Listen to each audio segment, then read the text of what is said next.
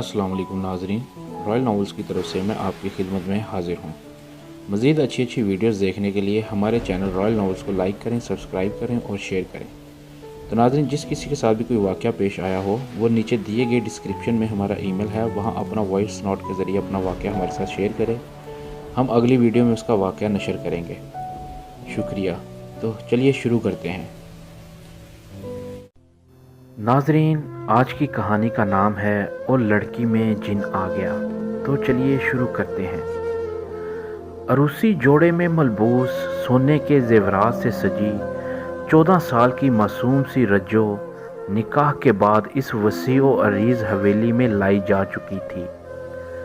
बेशक कागजात में इसकी उम्र 18 साल लिखी गई थी और अब वो 60 साला चौधरी हाकम की मनकूहा थी, लेकिन अभी इसे सुहाग रात के लिए तैयार करना बाकी था। हवेली के रस्मों रिवाज के मुताबिक इस अमल की निगरानी बड़ी चौधरानी की जिम्मेदारी थी। इस हवेली में हर नई दुल्हन को ख़ास तौर पर सुहाग रात के लिए बड़े सलीके और एहतमाम से तैयार किया जाता था। गो वक्त गुजरने के साथ बाज़ औक़ात वो हवेली के पुराने सामान का हिस्सा बनकर रह जाती और किसी को इसकी झाड़ पूंछ का ख्याल भी नहीं आता था। सबसे पहली चौधरानी 2 बेटे छोड़कर फौत हो चुकी थी। जो इसके बाद आई, इसने 1 साल बाद खुला ले लिया, इसलिए तीसरे नंबर वाली यानी अनायत बेगम ही अब बड़ी चौधरानी कहलाती थी। बेशक अनायत बेगम के बाद आमना बीबी भी 4 साल पहले चौधरी हाकम की बीवी बन चुकी थी, जिसे चौधरी प्यार भी बहुत करता था। अलबत्ता अब रज्जो भी चौधरी के निकाह में आ चुकी थी। अनायत बेगम की उम्र अभी भी मुश्किल से 32 साल होगी, लेकिन चौधरी हाकम तो जैसे अब इसके कमरे का रास्ता ही भूल चुका था। 15 और 13 साल की 2 बेटियों की माँ, मगर अब जब वो कपड़े बदलती हुई कभी सुकून से अपना सरापा आईने में देखती तो हसरत की एक लहर सी इसके बदन के आर पार हो जाती। एक हुक सी दिल में उठती कि अब आकर तो वो असल में जवान हुई है। इस वक्त ही तो इसे एक प्यार करने वाले खावंद की ज़्यादा ज़रूरत थी, लेकिन अपनी इस ख्वाहिश का बयान वो अपनी तन्हाई के सिवा किसी से भी नहीं कर सकती थी।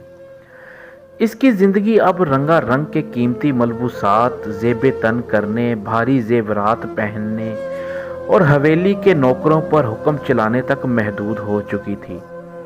वो लाख खुद को मसरूफ़ रखने की कोशिश करती, मगर रूह का खला न भरता। इसी नफ्सियाती उलझन में वो कभी कभी किसी मुलाजमा पर ख्वाह में बरस पड़ती, जिस पर बाद में अफसोस होता तो इस मुलाजमा को बुलाकर माजरत भी करती और कुछ इनाम देकर अपना एहसास निदामत भी कम करने की कोशिश करती। 16 साल पहले जब अनायत बेगम ब्याह करके इस हवेली में लाई गई थी तो अभी पूरे 16 साल की भी नहीं थी। बेशक वो तब भी कद काठ और सेहत के लिहाज से अच्छी थी और 16 साल से कुछ बड़ी ही लगती थी, लेकिन रज्जो बेचारी तो ज़ाहरी तौर पर भी अभी 14 साल की भी नहीं दिखती थी। नैन नक्श तो बहुत खूबसूरत थे और रंग भी साफ था, लेकिन जिस्म को तो जैसे कभी पूरी खुराक ही नहीं मिली थी। एक वसी गुस्ल हाल के इस छोटे से हौज में अर्के गुलाब मिला पानी भरा था। सतह आप पर सफ़ेद चंबेली के फूल तैर रहे थे। शरफू नाई की बीवी समेत 4 औरतें रज्जो को गुस्ल देने के लिए तैयार बैठी थीं। अनायत बेगम के आते ही रज्जो को भी बुलवा लिया गया। रज्जो ने ऐसे कपड़े और जेवरात तो ख्वाब में भी ना देखे थे, इसलिए वो खुश भी थी और हवेली का माहौल देखकर हैरान और सहमी हुई भी थी। इसे तो अभी तक यही समझ नहीं आ सकी थी कि ये जो अचानक से इसकी शादी चौधरी हाकम जैसे 60 साल के ज़मींदार से कर दी गई है, तो ये आखिर माजरा क्या है। शादी के बारे में इसकी मालूमात अभी तक इतनी कम और धुंध आलूद थीं कि वो यही फैसला नहीं कर पा रही थी इस शादी पर इसे खुश होना चाहिए या दुखी। इनायत बेगम ने काम करने वाली औरतों को रज्जो के कपड़े और जेवरात उतारने के लिए कहा तो रज्जो रहम तलब निगाहों से इनायत बेगम को देखने लगी। इनायत बेगम ने फौरन भांप लिया कि वो क्या सोच रही है, इसलिए मोहब्बत भरे लहजे में इसकी धारस बांधते हुए बोली, डरो मत, ये कपड़े और जेवरात बिल्कुल और भी बहुत से अच्छे अच्छे के कपड़े सब तुम्हारे हैं और तुम्हारे पास ही रहेंगे। अभी पहले तुम्हारा गुस्ल लेकिन ज़रूरी है। बेशक तुम माँ बाप के घर से भी नहा कर आई हो, मगर इस हवेली के दस्तूर के मुताबिक तुम्हें इस गुस्ल से भी गुजरना होगा। जब रज्जो के कपड़े उतारे गए तो इसका दुबला पतला और कमज़ोर सा जिस्म देखकर इनायत बेगम को चौधरी के इस जुल्म पर बहुत गुस्सा आया, मगर फिर यही गुस्सा रज्जो पर आने वाले शदीद तरस में बदल गया। वो सोच रही थी कि इस ज़मीन के रेशों में तो अभी कहीं कहीं नमी के आसार पैदा हुए हैं।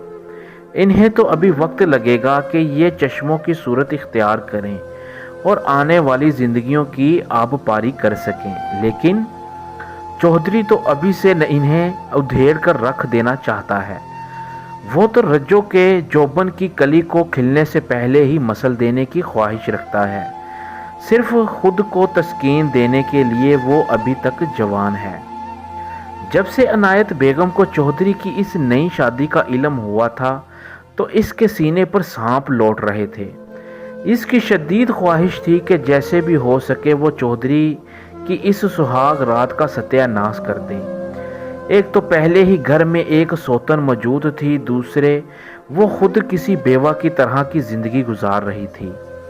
बेशक और सब ऐशो आराम मौजूद था, फिर भी खावंद की तरफ से नज़रअंदाज किया जाना और वो भी इतने लंबे अरसे तक इसके दिमाग में हसद के शोले भड़का रहा था। लेकिन अब रज्जो को देखकर, जो इसकी अपनी बड़ी बेटी से भी 1 साल छोटी थी, वो बिल्कुल और तरह से सोचने लगी। जब रज्जो को खुशबूदार पानी में नहलाकर और इसके जिस्म को मज़ीद अतरो अंबर से बसाने के बाद इसे दोबारा से दुल्हन के कपड़े पहना दिए गए तो बाकी हार सिंगार की जिम्मेदारी इनायत बेगम ने संभाल ली। रज्जो को संवारते वक्त जब इनायत बेगम ने इसकी आंखों में देखा तो एक अनजान ख्याल से खुद इसकी अपनी आंखों में आंसू आ गए, मगर इसने इंतहाई ज़ब्त से काम लिया। इसने कई बार चाहा कि रज्जो को कोई नसीहत करे या कोई राय दे, लेकिन हर बार कुछ सोचकर खामोश हो गई। दुल्हन को तैयार करके हुजला अरूसी में भेजा और खुद अपने कमरे में आ गई। अपने कमरे में आकर इनायत बेगम देर तक इन दोनों को याद करके रोती रही। जब इसे भी ऐसे ही ब्याह कर लाया गया था, वो भी इन्हीं मराहिल से गुजरी थी। बेशक वो रज्जो की तरह किसी खेत मजदूर की बेटी ना थी। इसका बाप एक ज़मींदार था, मगर चौधरी हाकिम के मुकाबले में एक छोटा सा ज़मींदार था।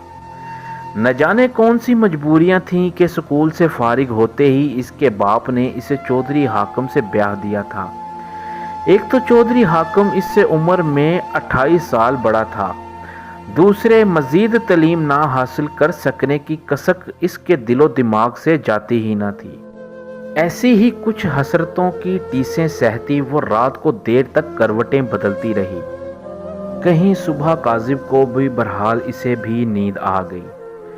चौधरी हाकिम ने रज्जो जैसी मल्लू कुड़ी के साथ सुहाग रात मनाई और खूब गहरी नींद सोया। सुबह नहा धोकर तैयार हुआ और घोड़े पर सवार सीधा अपने डेरे पर जा पहुंचा। ये इसका मामूल था कि वो जब भी गांव में मौजूद होता तो सवेरे सवेरे एक चक्कर डेरे का ज़रूर लगाता था। हालांकि वो 3-3 पजारों का मालिक था, मगर ये 1 किलोमीटर का सफ़र हमेशा अपने घोड़े पर करता। वो 1 किलोमीटर की ये सवारी ऐसे लिबास में करता कि देखने वालों को इसका कसरती बदन नज़र आता रहे। वो घोड़ा दुराता हुआ जाता और इसके कारिंदे इसके पीछे पीछे दौड़ते हुए आते। वो एक अच्छा घुड़सवार था और गांव के लोगों को ये बावर कराते रहना वो ज़रूरी ख्याल करता था।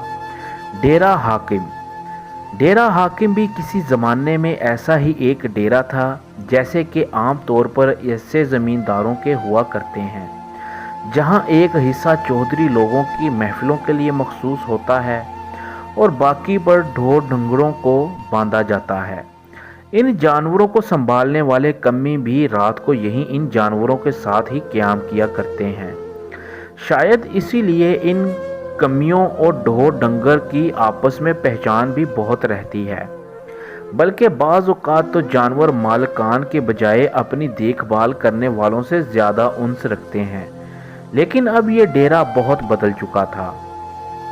یہ بڑی سی چار دیواری اب دو واضح حصوں میں تقسیم ہو چکی تھی۔ جہاں کبھی ایک بڑا سا کمرہ اور برآمدہ چودھری کے بیٹھنے اور پنچایت لگانے کے لیے مخصوص تھے، وہاں اب کئی کمرے بن چکے تھے۔ ایک مکمل پرسہولت خوابگاہ چودھری کے لیے آرام کے لیے مختص تھی اور ایک سجا سنورا دیوان خانہ خاص دوستوں سے ملاقاتوں کے لیے تھا۔ ایک بڑا سا برآمدہ نما کمرہ پنچایت لگانے یا ضرورت مندوں کی اب بیتیاں سننے کے لیے مخصوص تھا۔ یہیں ایک بڑی سی اور اونچی جگہ پر رکھی ہوئی تخت نما کرسی چودھری حاکم کے لیے بنوائی گئی تھی۔ کسی کو اجازت نہیں تھی کہ وہ صفائی کرتے ہوئے بھی چند لمحوں کے لیے اس پر بیٹھ سکے۔ ضرورت مندوں اور اپنے حل طلب مسائل کے لیے آنے والوں کے لیے اس کی کرسی کے سامنے چارپائیاں بچھی رہتی تھیں۔ زیادہ رش کی صورت میں باقی لوگ یا تو کھڑے رہتے یا زمین پر ہی بیٹھ جاتے۔ اسی حصے کے باہر اب روشیں بنا کر اسے ودیسی پھولوں سے سجایا گیا تھا، یہاں تک کہ ولایتی گلابوں میں گھرے ہوئے تختے پر اب ولایتی گھاس اگائی جا چکی تھی۔ چودھری چاہتا تھا کہ سب آنے جانے والے اس کے ان مختلف ودیسی ملکوں سے لائے ہوئے پودوں سے مرعوب ہوں، جبکہ وہاں آنے والوں کی اکثریت خود اپنے مسائل تلے اتنی دبی ہوئی وہاں آتی تھیں کہ وہ کبھی غور سے ان پودوں کو دیکھ بھی نہ پاتے تھے۔ خوش قسمتی سے جانوروں والے حصے میں ابھی کچھ پرانے درخت باقی تھے۔ نیم کے 2 صحت افزا پیڑوں کے علاوہ 2 عدد شیشم اور کیکر کا ایک شجر بھی اپنی موجودگی سے گئے وقتوں کی یاد دلاتا تھا۔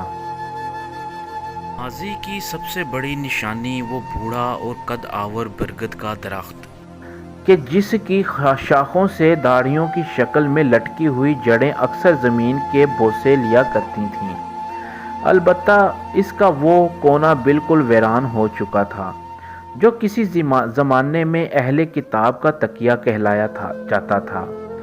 بابا جمیل جہاں گرمیوں کی جلتی ہوئی دوپہروں میں بیٹھ کر اپنی پرسوز آواز میں بیر کے بول الابتا اور اہل کتاب کہلانے والے اس کے سب ساتھی ایک عالم اشتراک میں اسے سنا کرتے تھے، ادھر لیٹے اور بیٹھے ہوئے جو لوگ وارث شاہ کے ان اشعار کے معنی تک رسائی نہ رکھتے تھے وہ بھی اس کی لے کے سحر سے لطف اندوز ہوتے تھے۔ بابا جمیل کئی سال سے فوت ہو چکا تھا اور سائے کی تلاش میں آنے والے ماحول کی اجنیت کے پیش نظر اپنے اپنے ٹھکانے ڈھونڈ کر بکھر چکے تھے۔ ڈیرہ حاکم پر اب جب بھی چودھری حاکم کی آمد ہوتی تو ایسے ضرورت مند وہاں پہنچ جاتے جنہیں حویلی کے باہر کھڑے ہونے کی بھی اجازت نہیں تھی، یا پھر جب کبھی پنچایت لگتی تو ہر طرف کی پارٹیوں کو وہاں حاضر ہونا پڑتا۔ سرپنچ ہمیشہ چودھری حاکم ہی ہوتا، مگر آج ایسا کچھ نہیں تھا۔ ڈیرے پر موجود تمام لوگ چودھری کو اس نئی شادی کی مبارکباد دینے آئے تھے۔ زیادہ تر تو اس مبارکباد کی آڑ میں بھیک مانگنے والے ہی پہنچے تھے، مگر چند ایک ایسے بھی تھے جو چودھری کی روز روز کی شادیوں اور طاقتوں کو اچھی نظر سے نہ دیکھتے تھے۔ ان کی آمد کا مقصد صرف مبارکباد کی رسم ادا کرنا ہی تھا۔ شرفو نائی بھی وہاں موجود تھا، وہ پیسوں کے ساتھ ساتھ داد وصول کرنے بھی آیا تھا۔ اس شادی کے معاملات طے کرنے میں سب سے بڑا ہاتھ اسی کا تھا۔ وہ تمام خوشامدی اور چاپلوسوں جو مبارکباد کے ساتھ ساتھ چودھری کی جوانی کی تعریفیں بھی کرتے رہے، इनकी खूब आओभगत की गई और नकद इनामात से भी नवाजा गया। सिर्फ मुबारकबाद देने वालों को चाय ज़रूर पेश हुई, मगर इससे ज़्यादा बातचीत की भी ज़रूरत महसूस ना की गई। शरफू नाई को भी न जाने किस वजह से दोपहर के बाद हवेली आने का कहा गया, और इसे भी इस वक्त कोई इनाम तो क्या शाबाश तक ना मिली। इनायत बेगम सुबह काजिब के वक्त तो कहीं सोई हुई थी, इसलिए इसकी आंख भी देर से खुली।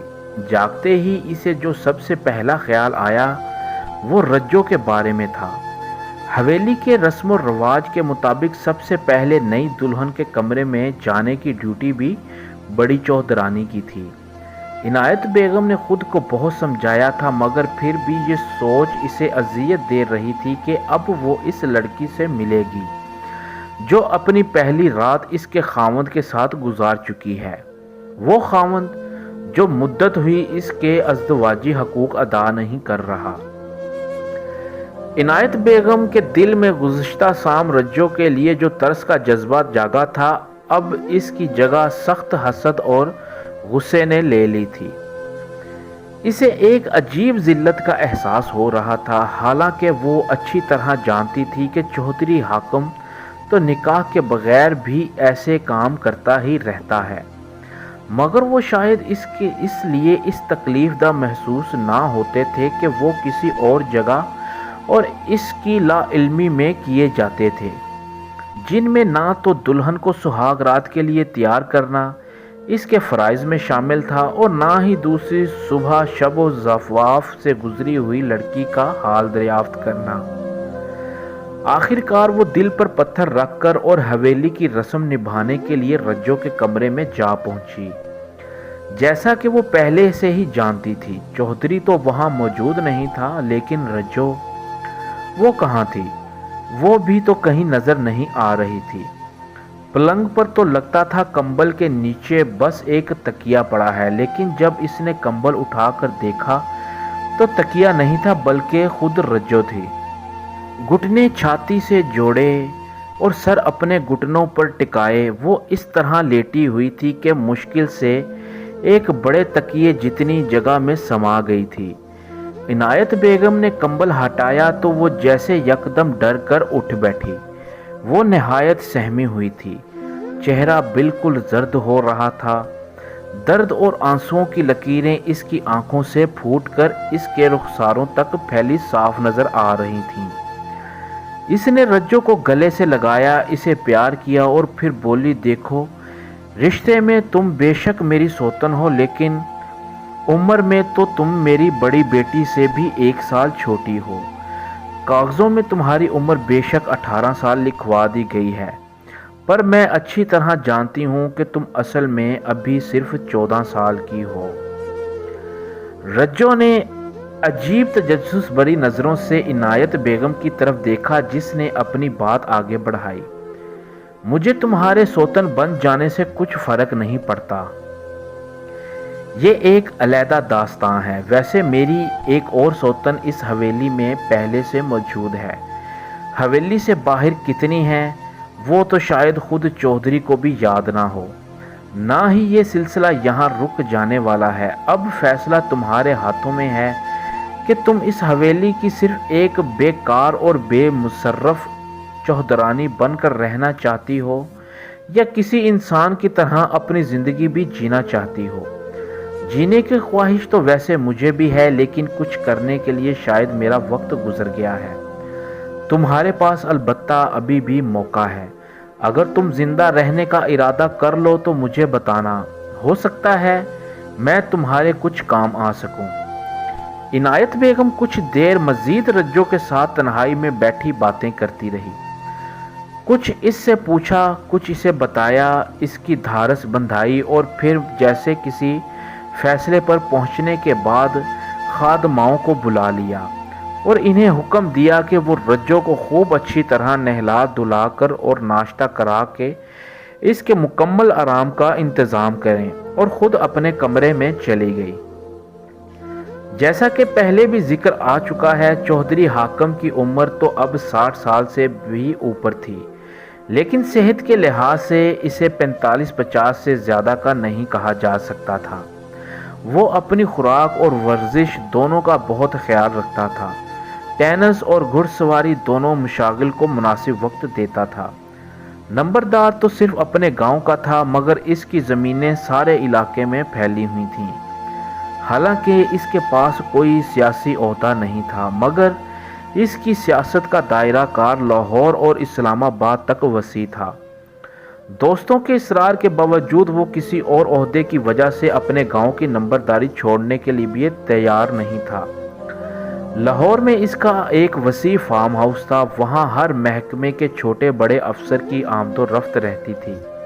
وہ سب لوگ وہاں آتے تو صرف تفریح کے بہانے ہی آتے تھے، مگر ان شراب، کباب اور شباب کی محفلوں میں کبھی کبھی بڑی بڑی سازشیں بھی ہوتی تھیں۔ چھوٹے چھوٹے کاروباری معاملات تو خیر آئے دن وہاں نمٹائے جاتے تھے، اور انتہائی رازداری کے ساتھ۔ اسلام آباد کی پورے ایک کنال کی کوٹھی صرف خاص ملاقاتوں اور خاص الخاص لوگوں کے استعمال میں انتہائی مواقع پر آتی تھیں۔ بمشکل تمام میٹرک پاس کرنے والے چودھری حاکم کے وہاں تمام ملازم اچھے پڑھے لکھے تھے۔ ہو سکتا ہے ان میں سے ہر ایک کو تھوڑی تھوڑی خبر ہو، مگر یہ تمام انتظامات وہ کیسے سنبھالتا تھا، مکمل طور پر کوئی بھی نہیں جانتا تھا۔ اخراجات کا ایک پہاڑ تھا جو وہ ہر مہینے سر کرتا تھا، مگر کیسے کسی کو علم نہ تھا۔